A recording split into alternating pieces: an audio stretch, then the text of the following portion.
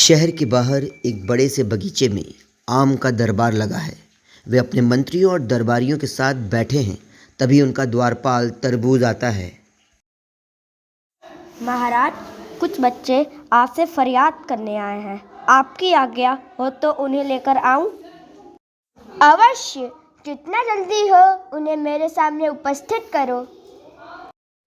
द्वारपाल सिर झुकाकर चला जाता है और थोड़ी देर बाद बच्चों को लेकर दरबार में आता है।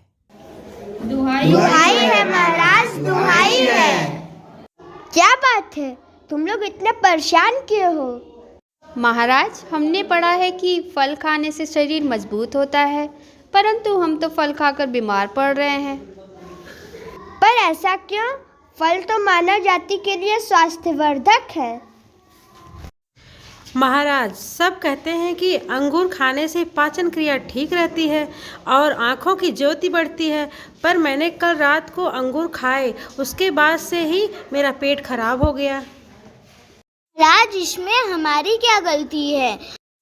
अरे, अंगूर खाकर ही तो मेरा पेट खराब हुआ है। महाराज, आप ही बताइए, आजकल किसान खेतों में कई प्रकार की कीटनाशक दवाइयों का छिड़काव करते हैं। साथ ही साथ पैदावार बढ़ाने के लिए अनेक तरह के रासायनिक उर्वरक डालते हैं। ऐसे में यदि खाने वाला हमें बिना धोए खाएगा तो बीमार पड़ेगा ही। ऐसा क्यों? मेरे पापा तो कहते हैं कि अंगूर के अंदर बहुत सारे विटामिन और पोषक तत्व होते हैं। हाँ, तुम्हारे पापा बिल्कुल ठीक कहते हैं, पर जब तुमने हमें खरीदा तो उस पर कितनी मक्खियाँ भिनभिना रही थी, चारों तरफ गंदगी चिपकी हुई थी, फिर भी तुमने बिना धोए फटाफट खा लिया। अब तुम ही बताओ, इसमें किसका दोष है? महाराज, मेरी शिकायत इस केले के विरुद्ध है। पर केले के बारे में तो यह कहा जाता है कि इसे खाना खाने के बाद खाया जाए तो खाना आसानी से पच जाता है। हाँ महाराज, मेरी मम्मी भी यही कहती थी, किंतु मुझे बहुत तेज भूख लगी थी, इसलिए मैंने 2 केले खा लिए। तभी से मेरे पेट में दर्द हो रहा है। प्रियंका जी, क्या आप यह नहीं जानती हैं कि हमने रात में और भूखे पेट खाना हानिकारक माना गया है? तो क्या केले भोजन करने के बाद या दिन में ही खाने चाहिए? हमें भोजन करने के बाद खाने से भोजन आसानी से पचता है और शरीर को ताकत भी मिलती है। डॉक्टरों का भी मानना है कि नियमित रूप से 2 केले खाने से सभी प्रकार के विटामिनों की पूर्ति हो जाती है। हमारे अंदर कैल्शियम, पोटेशियम तथा आयरन होता है, जिनसे शरीर की हड्डियां मजबूत होती हैं और खून बनाने वाले लाल रक्तकणों में वृद्धि होती है। महाराज, इस सेब को तो फलों के दरबार से निकालकर बाहर फेंक देना चाहिए। परंतु बेटे, सेब को तो सर्वश्रेष्ठ फल का दर्जा प्राप्त है। मैं तो सदियों से यही सुनता आ रहा हूँ कि डॉक्टर को दूर रखना है तो 1 सेब प्रतिदिन खाओ, और तुम हो कि उसी सेब को फलों के दरबार से बाहर निकालना चाह रहे हो।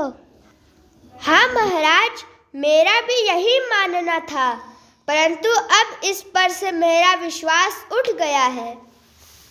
परंतु ऐसा कैसे हुआ? खुलकर बताओ। कुछ दिनों से मेरा शरीर काफ़ी कमज़ोर हो गया है। डॉक्टर ने कहा कि तुम खूब सेब खाओ तो तुम्हारा शरीर मोटा, ताज़ा और मजबूत हो जाएगा। मैं प्रतिदिन 8-10 सेब खाता हूँ, फिर भी मेरा शरीर कमज़ोर का कमज़ोर ही है।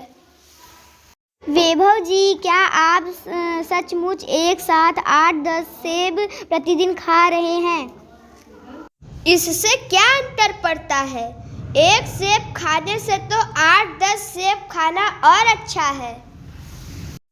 अंतर पड़ता है। आपको यह पता होना चाहिए कि किसी भी चीज़ की अधिकता हानिकारक सकती है, चाहे वह खेल कूद हो, पढ़ाई हो, यह खाने की कोई चीज़ आप हमें उचित समय पर उचित मात्रा में खाएंगे तो हम अवश्य ही आपके स्वास्थ्य के लिए लाभकारी सिद्ध होंगे। महाराज, अब मुझे समझ में आ गया कि मुझे भरपूर मात्रा में सेब खाने पर भी पूरी ताकत क्यों नहीं मिल रही थी। मैं आज से ऐसी गलती कभी नहीं करूँगा।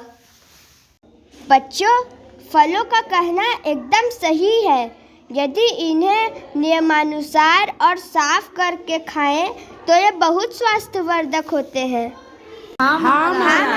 आपने और आपके साथियों ने मिलकर हमारी आंखें खोल दी। हम स्वयं ही अपराधी हैं। अब से हम हमेशा फलों को भरकर खाएंगे। उनका उचित समय में उचित मात्रा में ही सेवन करेंगे। धन्यवाद।